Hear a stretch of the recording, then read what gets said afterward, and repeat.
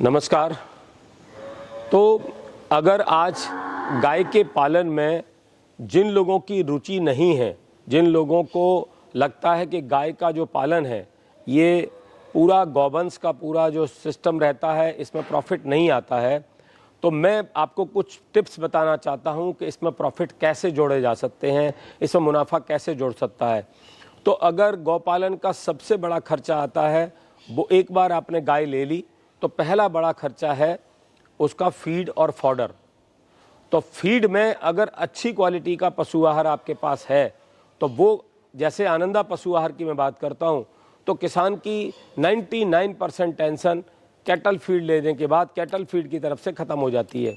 अब आ जाती है फॉडर की। तो फॉडर में किसान अपने पास हरा चारा उगाता है, लेकिन हरा चारा 12 महीने नहीं मिलता है। तो अभी टेक्नोलॉजी इतनी ज़बरदस्त आगे आ रही है कि जो साइलेज, जिसको देसी भाषा में हरे चारे का अचार जैसा बोलते हैं, क्योंकि साइलेज में पूरा फर्मेंटेशन होता है। जैसे हम इंसान दूध पिए या दही खाएं, तो दोनों में से डाइजेशन किसका अच्छा होता है? तो माना ये जाता है कि दूध के बाद जो दही की स्टेज है वो प्री डाइजेस्टेड है।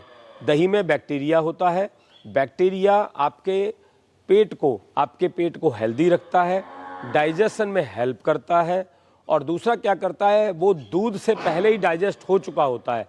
ऐसे ही वो हरा चारा अगर खाती है गाय और उसकी जगह अगर आप साइलेज देते हैं तो साइलेज एक तरह से प्री डाइजेस्टेड का काम करती है, और वो जो बैक्टीरियल ग्रोथ उसमें जो रहती है वो गाय का डाइजेशन बेटर करेगी, गाय का दूध उत्पादन बढ़ाने में हेल्प करेगी, और उसकी कॉस्ट भी घटेगी। क्योंकि जब हरा चारा बन रहा है, ख़ास तौर पर मक्के का भुट्टे समेत पूरा लेकर के फुल लेंथ वाला, उसको पूरा काट के साइलेज बनाते हैं। और मैं आपको खुशखबरी बता दूं कि आने वाले समय के अंदर हम इसी आनंदा जेनेटिक फार्म में आपके साथ अपनी नॉलेज साझा करेंगे, वीडियो भी दिखाएंगे कि यहाँ कैसे साइलेज बन रही है और ये साइलेज से यहाँ क्या फ़ायदा हो रहा है। क्योंकि ये बहुत बड़ी इसमें सोच का फ़र्क होता है कि हरा चारा देना और साइलेज देना। तो वो पूरा डिफरेंस आपको हरा चारे वर्सेस साइलेज से आपको हम दिखाएंगे। डिफरेंस दिखेगा आपको, विजिबल डिफरेंस, पैसे में डिफरेंस और दूध में डिफरेंस, पॉजिटिव डिफरेंस आपको दिखेगा। एक और चीज़ अभी नई टेक्नोलॉजी आई है वो है हाइड्रोपोनिक।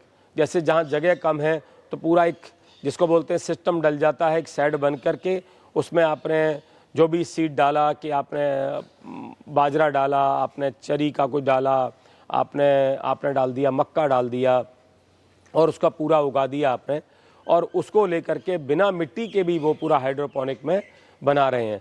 तो बड़ा बड़ा पूरा चारा बन जाता है, उसे काटो सीधे दो, उसको भी गाय और भैंस जो बड़े प्यार से खाती हैं और दूध भी उससे ही बढ़ता है। लेकिन उसमें शुरुआत में कुछ लागत आती है। उसमें सरकार की भी स्कीम है। सरकार की स्कीम तो साइलेज बनाने वाले प्लांट में भी है। सरकार की स्कीम आज की तारीख में सरकार भरपूर सहयोग कर रही है, हर जगह जगह पर स्कीम है। किसान को समझना होगा। हम भी कोशिश करते हैं कि हर वीडियो में हम सरकार की स्कीम को आपको अवगत कराएं, आपको नॉलेज साझा करें, आप इन स्कीम का लाभ उठा सकते हैं। और जितनी सरकार की स्कीम किसान के लिए है, सरकार की स्कीम को लाभ उठाए और किसान अपने आप को समृद्धशाली बनाए। क्योंकि फाइनली किसान जितना समृद्धशाली होगा, किसान जितना खुशहाल होगा, तभी देश खुशहाल होगा। किसान की खुशहाली में सबकी खुशहाली है। बहुत बहुत धन्यवाद। आनंदा आनंद करो।